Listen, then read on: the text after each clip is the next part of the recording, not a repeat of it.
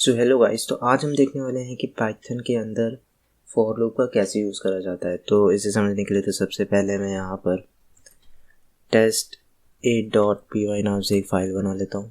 ठीक है, तो लेट्स से कि आपका एक दोस्त है और उसने कहा कि एक स्ट्रिंग आपको दे दी है। ठीक है, let's say this is me करके एक स्ट्रिंग है। ठीक है, आपको इस तरीके से दे दी है और वो कहता है कि आपको इसे 4 बार प्रिंट कराना है। तो आप कुछ इस तरीके से लिख सकते हैं, प्रिंट st, और इसको अगर मैं कुछ इस तरीके से रेप्लिकेट करता हूँ और अब अगर मैंने कोड को रन करा तो मेरे पास आएगा दिस इज़ मी, वो भी 4 बार लिखा हुआ। बट लेट्स से वही आपका दोस्त कहता है कि अब यार इसको 4 बार नहीं, मेरे को 40 बार करके दिखाओ। ठीक है, 400 बार करके दिखाओ। तो आप बार बार इस तरीके से अपनी प्रिंट स्टेटमेंट को बार बार नहीं लिखते जाएंगे, क्योंकि ये कोई इसका एक फीजिबल सोल्यूशन नहीं है। तो अब इसका एक फीजिबल सोल्यूशन क्या है? तो सोल्यूशन तो बहुत सिंपल है कि आप लूप्स का यूज़ करें। पाइथन के अंदर वैसे तो 2 तरह के लूप होते हैं, एक होता है फॉर लूप और दूसरा होता है व्हाइल लूप। बट आज मैं आपको बताने वाला हूँ कि फॉर लूप को कैसे लिखा जाता है, कैसे यूज़ करा जाता है। तो ठीक है, अब इसी टास्क को मैं आपको फॉर लूप के थ्रू करके दिखाता हूँ। तो मैं यहाँ पे लिखूँगा फॉर आई इन रेंज से 0 से 4 तक मैं जाना चाहता हूँ एंड यहाँ पे मैं प्रिंट कर दूँगा st। ठीक है, अब अगर मैंने इस कोड को रन करा कुछ इस तरीके से तो मेरे पास आ गया यहाँ पर दिस इज़ मी, वो भी 4 बार लिखा हुआ। ठीक है, अब इसको मैं समझाऊं उससे पहले यहाँ पर मैं एक मिनट यहाँ पर प्रिंट आई और कर देता हूँ। ठीक है, अब अगर मैंने सेव करा इसको और अगर रन करा, ठीक है, तो अब मैं आपको समझाता हूँ कि ये लूप काम कैसे करता है। तो जब भी पाइथन देखता है फॉर लूप, तो सबसे पहले पाइथन कहता है ठीक है आपको एक लूप चाहिए, देन आप मेरे को बताओगे आपको कहाँ से लेकर कहाँ तक जाना है। तो यहाँ पर रेंज फंक्शन यही करता है। रेंज फंक्शन सिंपल यहाँ पर इतना ही करता है कि ये पाइथन को बताता है कि आपको कहाँ से शुरू करना है और कहाँ तक ख़त्म करना है। इस केस में ये लूप 0 से शुरू होगा एंड n-1 यानी 3 पे जाके ख़त्म होगा। यहाँ पे जो n है वो मेरा यहाँ पर 4 है और मैंने कहा n-1 तक जाके ख़त्म होगा, यानी 4 में से 1 घटा दीजिए, आ गया 3। ठीक है, तो जब भी लूप चलता है, ठीक है, तो यहाँ पर वो अपनी आइट्रेशन के अकॉर्डिंग चलता है। यानी आइट्रेशन कहने का मतलब एक वेरिएबल होता है जो कि जितनी बार ये लूप रन होगा उस हिसाब से अपनी वैल्यू चेंज करेगा। देखो, जब सबसे पहली बार ये कंटेंट रन हुआ यानी फर्स्ट टाइम, तो सबसे पहले मेरे पास आया आई की वैल्यू। ठीक है, देन प्रिंट हुआ दिस इज़ मी। तो ये जो 2 काम हुए ना, ये हुए सबसे पहली बार, यानी जब पहली बार ये लूप रन हुआ तभी आया। जब सेकंड टाइम ये लूप रन हुआ तो पाइथन सबसे पहले लाइन नंबर 10 को एग्जीक्यूट करने के बाद ऊपर गया। पाइथन ने देखा ठीक है आई इज इक्वल टू 0 हो चुका है, तो आई को ये इंक्रीमेंट कर देता है, यानी +1 कर देता है और आई को कर देता है 1। ठीक है, देन नेक्स्ट टाइम यानी सेकंड टाइम लूप चलता है और सेकंड टाइम लूप किसके साथ चलता है? जब आई की वैल्यू हो जाती है 1। ठीक है, और जब आई की वैल्यू 1 के साथ लूप ख़त्म हो जाता है, यानी सेकंड टाइम भी ख़त्म हो जाता है, तो पाइथन दोबारा से ऊपर जाता है और आई की वैल्यू दोबारा से इंक्रीमेंट करके कर लेता है 2, जैसे कि आउटपुट में मैं आपको दिखा रहा हूँ। देन ये कोड एग्जीक्यूट करने के बाद अगेन ये वापस ऊपर जाता है और आई की वैल्यू कर देता है 3। देन 3 के बाद क्या होता है, क्योंकि आपने यहाँ पर रेंज के अंदर वैल्यू दे रखी है 0 to 4, यानी 0 to 3 तक ही ये आपका लूप रन करेगा। तो जब लास्ट टाइम यानी 3 के बाद यानी 4th आइट्रेशन यानी 4 बार चलने के बाद जब 5वीं बार पाइथन ऊपर जाता है और आई की वैल्यू इंक्रीमेंट हो जाती है, तो वो देखता है कि रेंज से बाहर हो जाती है। तो जैसे ही आई की वैल्यू रेंज से बाहर हुई, पाइथन पूरी लूप से ही बाहर हो जाता है। ठीक है, अब इस चीज़ को आप चाहें तो कुछ इस तरीके से भी लिख सकते थे। अगर मैं इसको रेप्लिकेट करूँ और इसको हटा देता हूँ, ठीक है, तो अगर मैं यहाँ पर कुछ इतना ही लिख दूँ एंड अब अगर मैंने कोड को रन करा तो मेरे पास अगेन आ गया आई की वैल्यू 0 से शुरू हुई, देन 3 को जाके ख़त्म हुई। ठीक है, तो ज़रूरी नहीं है कि लेट्स से अगर आप आई की वैल्यू 0 से शुरू करना चाहते हैं तो ज़रूरी नहीं है कि आप यहाँ पे 0 कोमा कुछ इस तरीके से लिखें। ओके, सो ज़ीरो यहाँ पर सिर्फ आपको इतना ही बता रहा है कि आपको कहाँ से शुरू करना है। लेट्स से कि आप ज़ीरो से ना शुरू कर कहीं और से शुरू करना चाहते हैं। लेट्स से कि मैंने कहा कि मैं 1 से शुरू करना चाहता हूँ, ठीक है। और अगर अब मैंने इसको रन करा, दोबारा से करता हूँ। ओके, सो यहाँ पर मेरे पास आ गया। इस बार आई की वैल्यू 1 से स्टार्ट हुई, बट लूप यहाँ पर मेरा सिर्फ 3 बार चला, ठीक है। उस हिसाब से, क्योंकि लास्ट वैल्यू पर इफेक्ट होता है कि लास्ट वैल्यू कंट्रोल करती है कि लूप आपका कहाँ चलेगा, ठीक है, कहाँ तक चलेगा। तो एंड इवन अगर मैं यहाँ पर 2 कर देता हूँ और अब अगर कोड को रन कराया तो मेरे पास आ गया 2 3, कुछ इस तरीके से, ठीक है। ओके, सो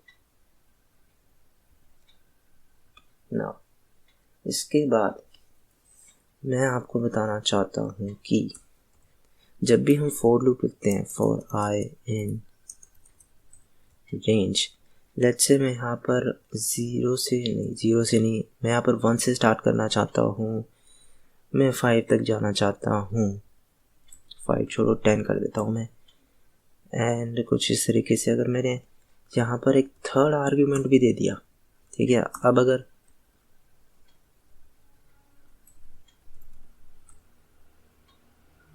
ओके, सो अब अगर मैंने यहाँ पर प्रिंट लिख के वैल्यू डाली आई, एंड ओके, सो अगर मैं टर्मिनल क्लियर कर देता हूँ ना, अगर कोड को एग्जीक्यूट करता हूँ मैं, ठीक है, तो अब ये थोड़ी देखने वाली चीज़ है। यहाँ पर सबसे पहले आई की वैल्यू 1 से शुरू हुआ, ठीक है। अगर मैं 2 मिनट के लिए 2 को अभी इग्नोर करो, मत देखो, ठीक है। आई की सबसे पहली वैल्यू क्या आई, 1, ठीक है, ये मैंने पहले बताया था। देन हमारे पास आ गया आई की वैल्यू 3। अब ये कैसे हो गया, यहाँ पर सिंपली पाइथन ने ये कहा कि ठीक है, 1 से स्टार्ट करना है, जाना है मेरे को कहाँ तक, 9 तक, ठीक है। यहाँ पर लिख देता हूँ, मुझे 1 से स्टार्ट करना है, जाना कहाँ तक है, 9 तक, यानी n-1। यहाँ पर n मेरा क्या है, 10, ठीक है। देन मैंने एक और आर्ग्यूमेंट दे दिया 2। अब 2 ने क्या करा, जैसे कि हमारे जितने भी इससे पहले वाले लूप थे वहाँ पर इंक्रीमेंट कितना हो रहा था, +1 का, बट यहाँ पर इंक्रीमेंट होगा +2 का। ये वजह है कि 1 के बाद +2 करके सीधा आ गया मेरे पास 3 के साथ प्लस, देन उसके बाद 3 के साथ +2 करा तो आया 5, देन ऐसे आया 7, देन आया 9। अब 9 के साथ अगर +2 करा जाए तो आता है 11, जो कि मेरा इस लूप से बाहर है, तो इसीलिए खाली ये लूप इतनी बार ही चला, ठीक है, 9 तक ही गया। ओके, सो लेट्स से कि मैं इसको रेप्लिकेट कर लेता हूँ और इसको हटा लेता हूँ।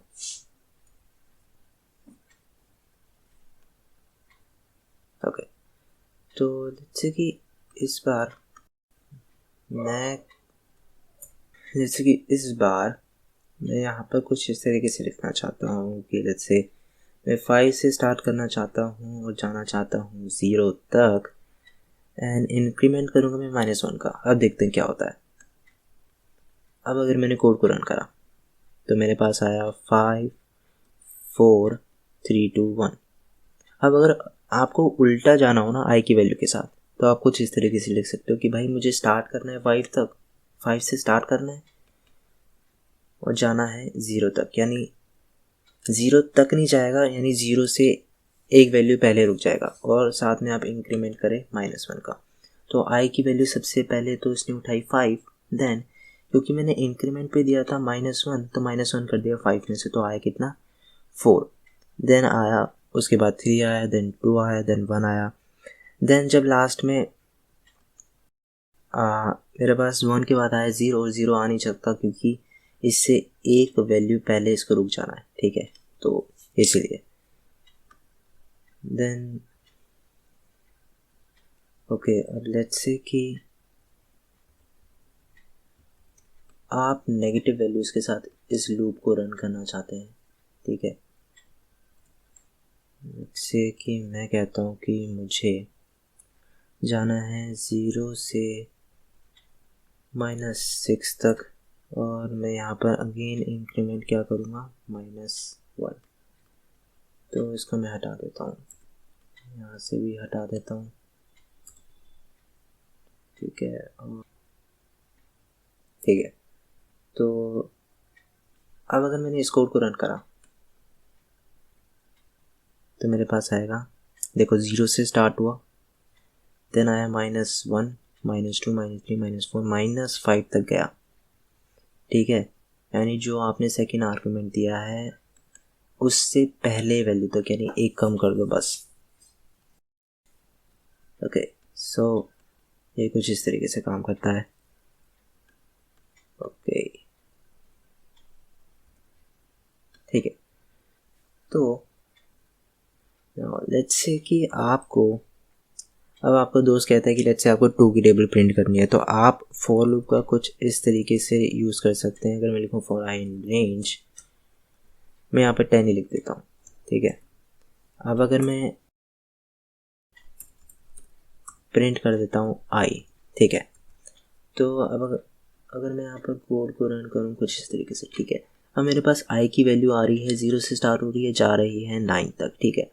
अब मैं इसका कैसे यूज़ कर सकता हूँ, क्योंकि मुझे तो प्रिंट करनी है 2 की टेबल, तो मैं यहाँ पर कुछ इस तरीके से लिखता हूँ, 2 इंटू ब्रैकेट में i+1, ठीक है। अगर इस तरीके से लिखा मैंने, देन मैं यहाँ पर अब अगर रन करा तो ठीक है, अब मेरे पास यहाँ पर टेबल आ गई है, 2 से शुरू हुआ, 2, 4, 6, 8, 10, 12, ठीक है, अप टू कहाँ तक, 20 तक, ठीक है। देन आप चाहो तो इसको थोड़ा और अच्छा दिखा सकते हो, जैसे कि आप 2 की टेबल प्रिंट कर ही रहे हो, तो मैं यहाँ पर सबसे पहले तो एक स्ट्रिंग लगाता हूँ कुछ इस तरीके से, यहाँ पे लिखता हूँ 2 मल्टीप्लाई बाय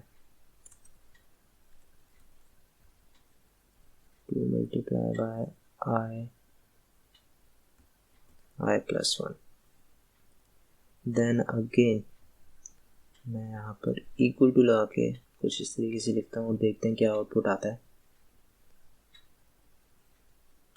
ओके, सो ये थोड़ा देखने में अच्छा लग रहा है। अब यहाँ पर मैंने इस प्रिंट को कुछ इस तरीके से लिखा है, जो भी मैंने देखो स्ट्रिंग के साथ लिखा है वो तो एज इट इज़ ही आएगा, ठीक है। कॉमा डाल के इसके बाद मैंने आई लिखा है, i+1, उसके बाद स्ट्रिंग के साथ एज इट इज़ आता जाएगा, जितनी बार ये लूप चलेगा उस हिसाब से आई की वैल्यू अपडेट होगी, उस हिसाब से i+1 बदलता जाएगा, और उस हिसाब से हर लूप के हिसाब से यहाँ पर प्रिंट स्टेटमेंट में 1 के बाद 2, 2 के बाद 3, 4, 5, 6 कुछ इस तरीके से आता जाएगा, अगर आपको एक वेरिएबल लगाना है, ठीक है। देन मैंने अगेन कॉमा डाल के एक स्ट्रिंग दी जिसके अंदर मैंने इक्वल टू लगाया। अब equal to throughout the loop same रहेगा, तो इसलिए यहाँ पर मैंने स्ट्रिंग का यूज़ करा है। देन कॉमा डाल के अगेन मैंने अपना ये एक्सप्रेशन दे दिया। देन आप चाहो तो इसी चीज़ को कुछ इस तरीके से भी लिख सकते हो। अगर मैंने कुछ इस तरीके से लिखा कि प्रिंट, अब यहाँ मैं एक एफ स्ट्रिंग बना देता हूँ। अब एफ स्ट्रिंग क्या होती है मैं आपको दिखाता हूँ। अगर मैंने यहाँ पर 2, अब मैं क्या करता हूँ, कैपिटल एक्स लिख देता हूँ। देन यहाँ पर अगर कर्ली ब्रैकेट में कुछ इस तरीके से लगाता हूँ, यहाँ पर लिख दूँ i+1, एंड यहाँ पर इक्वल टू करके मैं अगेन कर्ली ब्रैकेट लगा देता हूँ, और यहाँ पर 2 मल्टीप्लाई बाय i+1, ठीक है। अब अगर कुछ इस तरीके से करा, और अगर टर्मिनल को मैं क्लियर कर देता हूँ एंड दोबारा से रन करूँ तो मेरे पास आ गया ये वाला। ओके, सो इसे कहते हैं कि एफ स्ट्रिंग। अब ये क्या करती है कि सिंपली आप सबसे पहले एफ लगाओ, देन उसके बाद यहाँ पर 2 कोट्स यानी कोट्स लगाओ, ठीक है ना। एफ लिखना है, देन उसके बाद लगाना है कोट्स, इन कोट्स के अंदर आपको कुछ इस तरीके से लिखना है, लिखते जाना है। अब वो वैल्यू जो कि चेंज नहीं होने वाली उसे तो आप as a string 2 into capital X करके लिख सकते हो, बट हो सकता है कुछ ऐसी भी वैल्यू आपको डालनी हो जो कि आगे चल के लूप में चेंज होती रहेंगी, जैसे कि यहाँ पर 1, 2, 3, 4 आप देख रहे हैं, देन उसके बाद 2, 4, 6, 8, तो उस हिसाब से ब्रैकेट के अंदर आप उसका एक्सप्रेशन लिख दो, ठीक है, और वो अपने आप चेंज होता जाएगा और स्ट्रिंग के अंदर कंबाइन होता जाएगा हर एक लूप में, जैसा कि मैंने यहाँ पर करा है। ठीक है, यानी कहने का मतलब जो चीज़ चेंज होने वाली है, ठीक है, लेट्स से कोई भी एक्सप्रेशन, तो आप उसे कर्ली ब्रैकेट के अंदर डालें। ठीक है, ओके, सो ये तो हो गया हमारा for loop. Okay so guys, आज की इस वीडियो में तो इतना ही, एंड आई होप कि आपको ये वीडियो अच्छी लगी होगी। अगर अच्छी लगी तो यार प्लीज़ लाइक करना, शेयर करना और सब्सक्राइब तो ज़रूर ही करना। सो बाय गाइस।